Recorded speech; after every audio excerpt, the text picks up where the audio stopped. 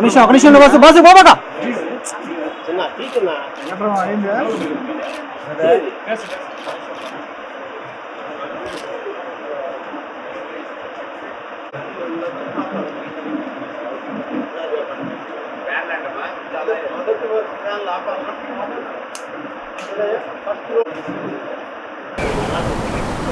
ఆత్మకూరు నియోజకవర్గ ఎన్నికలని సజావుగా నిర్వహించడానికి రేపటి విజయలక్ష్మిని అందుకోవడానికి నాతోటి కలిసి నన్ను ముందుకు నడిపించినటువంటి మాజీ శాసనసభ్యులు శ్రీ కొమ్మి లక్ష్మీనాయుడు గారు, శ్రీ కంబం విజయరామరెడ్డి గారు, అలాగే శ్రీ రవీంద్రనాథ్ రెడ్డి గారు, శ్రీ బ్రహ్మారెడ్డి గారు,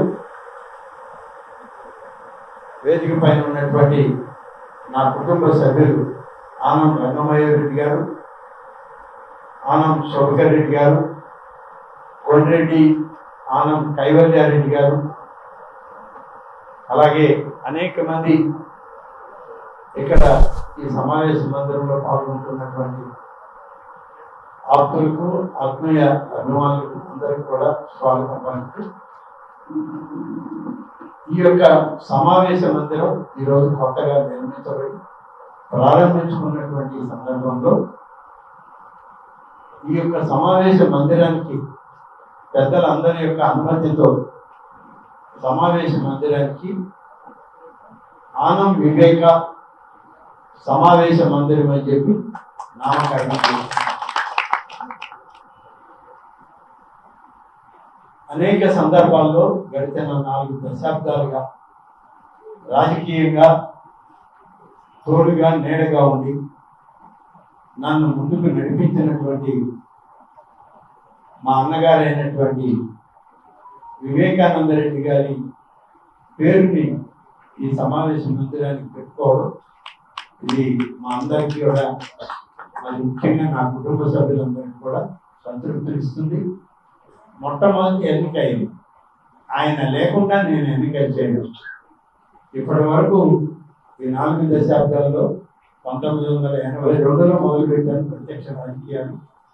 ఇవాళ జరిగినటువంటి ఎన్నికల్లో మొదటి ఎన్నిక మా అన్నగారు అయినటువంటి వివేకానంద రెడ్డి గారు లేకుండా నేను ఎన్నిక చేయను.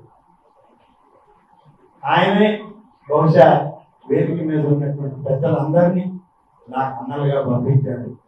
నాకు ఈ ఎన్నికలు సజావుగా నిర్వహించడానికి అందరూ కలిసి వివేకానంద రూపంలో నాకు తోడుగా నచ్చారని చెప్పి ఈ సందర్భంగా నేను హృదయపూర్వకంగా తెలియజేసుకుంటూ ఈరోజు ఈ పత్రికేయ సమావేశాన్ని ఇక్కడ మొదటి ఈ సమావేశ మందిరంలో అన్నం వివేక సమావేశ మందిరంలో మొదటి పాత్రికేయ మిత్రుల సమావేశాన్ని కూడా ఇవాళ ప్రారంభిస్తున్నాం.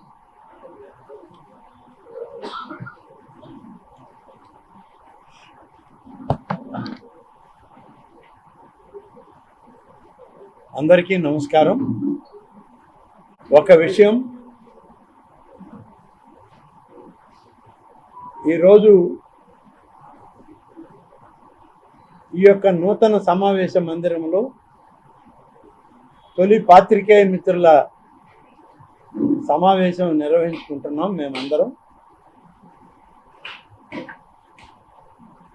నిన్న మొన్న జరిగినటువంటి సార్వత్రిక ఎన్నికల గురించి, అలాగే ప్రస్తుత రాజకీయ పరిస్థితి గురించి కూడా, ఎన్నికలకు ముందు ఎన్నికల తర్వాత ఏం జరుగుతుందో కూడా మీ ద్వారా తెలియజేయాల్సిన అవసరం ఉంది. ఒక విషయం, ఎన్నికలకు ముందు అసలు ఈ ఎన్నికల్లో సజావుగా నిర్వహించడానికి మాకు చాలామంది అధికారులు సహకరించలేదు. కొద్దిమంది మాత్రమే సహకరించారు. అధికారులుగా ఎన్నికల నిర్వహణలో పెద్ద ఎత్తున సహకారం అందించాల్సిన అన్ని పార్టీలని సమానంగా చూడాల్సినటువంటి జిల్లా అధికార యంత్రాంగం అధికార పార్టీకి కొమ్ము కాసి వర్గంలో నేను అన్ని బూతులు తిరిగాను. నాతో పాటి కొంబి లక్ష్మీనాయుడు గారు మాజీ శాసనసభ్యులు విజయరామరెడ్డి గారు, అలాగే పెద్దలు రవీంద్రారెడ్డి గారు, బ్రహ్మారెడ్డి గారు అందరం కలిసి తిరిగాం. ఎక్కడికి వెళ్ళినా ఎక్కడ కూడా ఆర్ముడ్ పోలీస్ కనిపించినటువంటి దాఖలాలు లేవు. మరీ ముఖ్యంగా మరిపాడు మండలం అంటేనే సార్వత్రిక ఎన్నికల్లో ఒక ప్రత్యేకత ఉంది. నెల్లూరు జిల్లాలో నాటు బాంబుల్ని విసురుకున్న, ప్రజల్ని భయభ్రాంతుల్ని చేసిన పరిస్థితి ఈ జిల్లాలో మొదలైంది. కొద్ది కాలం నడిచింది. కేవలం గతంలో ఉదయగిరి నియోజకవర్గంలో ఉన్న మరిపాడు మండలం, ఉదయగిరి ప్రాంతాల్లోనే జరిగింది. దాదాపుగా బూత్ నెంబర్ 1 నుంచి 10 వరకు నాకు ఎన్నికల సరళిని గమనిస్తూ మేము పోయేటప్పుడు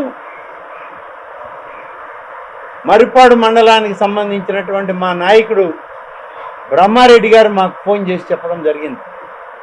1 నుంచి 10 వరకు క్రిటికల్ బూత్స్ అని లిస్ట్ ఇచ్చాము.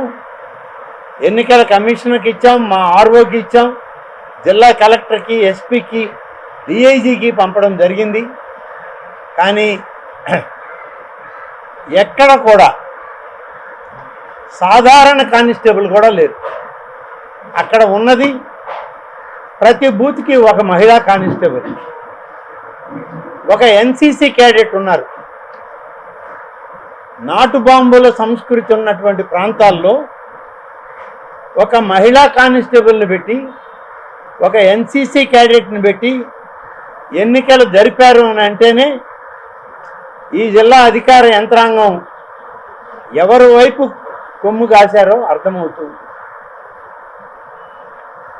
అప్పటికప్పుడు నాకు సమాచారం వాళ్ళు ఇవ్వగానే గుంటూరు రేంజ్ డిఐజీ గారికి, ఈ జిల్లాలో ఉన్న డిస్ట్రిక్ట్ రిటర్నింగ్ అధికారి అయిన జిల్లా కలెక్టర్, ఎస్పీ, ఆత్మకూరు రిటర్నింగ్ అధికారికి ఆన్లైన్లో మెసేజ్లు పెట్టాం.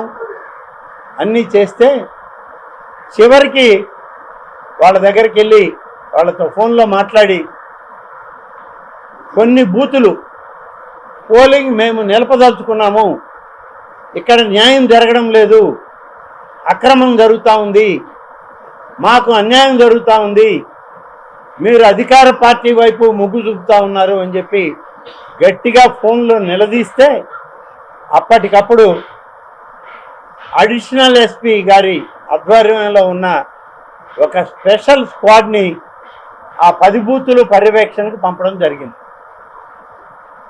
మేము చెప్పిన దాంట్లో అవాస్తవాలు ఎక్కడా లేవు. అడిషనల్ ఎస్పీ గారు ఈ 10 బూతుల్లో ఒక బూత్ దగ్గరికి వెళ్ళేటప్పటికీ మాజీ పార్లమెంట్ సభ్యులైనటువంటి మేకపాటి రాజమోహన్ రెడ్డి గారి సతీమణి ఒక బూత్లో తిష్ట వేసి నా కొడుకు ఓటేయండి అని చెప్పి ఓటర్లను ప్రభావితం చేసే పరిస్థితి అక్కడ కనబడింది. బయట ఉన్నటువంటి మా నాయకులు, కార్యకర్తలు అడిషనల్ ఎస్పీ కంప్లైంట్ చేస్తే అప్పుడు అడిషనల్ ఎస్పీ బూత్లో పోయి చూసి మీరు ఏజెంటా అని అడిగితే కాదు అన్నారు, ఓటేస్తున్నారా అంటే లేదన్నారు, మరి బూత్లో ఎందుకున్నారని చెప్పి అప్పటికప్పుడు అడిగి మీరు బయటకు వెళ్ళండి అంటే బయటకు వెళ్ళారు. ఇలాంటి పరిస్థితి, ఇంత దారుణమైనటువంటి పరిస్థితి ఆ 10 బూతుల్లో వాళ్ళు ఎన్నికలు నిర్వహించడానికి ముందే ప్లాన్ చేసుకున్నారు. దానికి ఈ జిల్లా పోలీసు యంత్రాంగం వాళ్ళకి ఒత్తాసు పలికింది అని చెప్పడానికి మహిళా కానిస్టేబుల్ని ఎన్సీసీ క్యాడెట్ని క్రిటికల్ బూత్స్లో పెట్టడంలోనే అర్థమవుతాం. ఆ తర్వాత నుంచి మేము అప్రమత్తమయ్యాం. అక్కడ ఉన్నటువంటి మా నాయకులు, మాజీ శాసనసభ్యులు అంటే ప్రస్తుత శాసనసభ్యులు ఉదయగిరి మేకపాటి చంద్రశేఖర్ రెడ్డి గారు కానీ, బ్రహ్మానందరెడ్డి గారు కానీ, ఇతర స్థానిక నాయకులు ఎప్పటికప్పుడు సమాచారం ఇస్తూ మెసేజ్లు పంపిస్తూ ఉండడంతో అక్కడ పోలింగ్ అధికారులు కూడా ఊపిరి పీల్చుకొని సజావుగా ఎన్నికలు సాయంత్రం వరకు నిర్వహించారు. మీకు ఒకటే ఉదాహరణ, 1 నుంచి 10 వరకు బూతుల్లో కనీసం గత ఎన్నికలతో పోలిస్తే చివరి దాంట్లో 5% ఓట్లు మిగిల్చేవాళ్ళు. మొత్తం బ్యాలెట్లన్నీ కూడా పూర్తి చేసుకునేవాళ్ళు. ఎవరో అడగడానికి లేదు. అక్కడ ఎవరైనా ప్రశ్నించడానికి పోతే అధికారులు సహకరించేవాళ్ళు కాదు. కానీ ఈ దఫా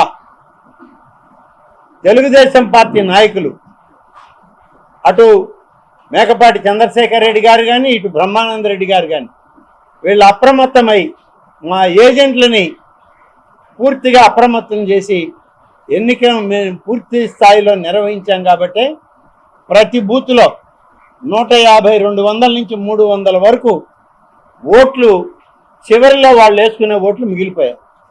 ఇంచుమించుగా 10 బూతుల్లోనే 2500 నుంచి 3000 ఓట్లు పోల్ కాకుండా నిలబడిపోయాయి.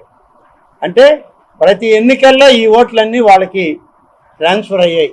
ఈ దఫా కాకుండా అడ్డుకోగలిగాము. సమర్థవంతంగా మా పార్టీ నాయకత్వం, మా పార్టీ క్యాడర్ నిలపగలిగింది. అలాంటి పరిస్థితి ఆ మండలంలో జరిగింది. దీనికి అందరికీ కారణం సరైనటువంటి రక్షణ లేకపోవడమే అధికారికంగా. ఇవాళ మాకు మేమే రక్షకులుగా తయారయ్యాం. అనేక ప్రాంతాల్లో చేజండ్ల మండలం అంతా కొమ్మి లక్ష్మీనాయుడు గారు పర్యవేక్షించారు. అలాగే విజయరామరెడ్డి గారు ఉదయగిరి చూస్తూ, ఆయన మరిపాడు మండలం కూడా చూస్తూ వచ్చారు మధ్యలో.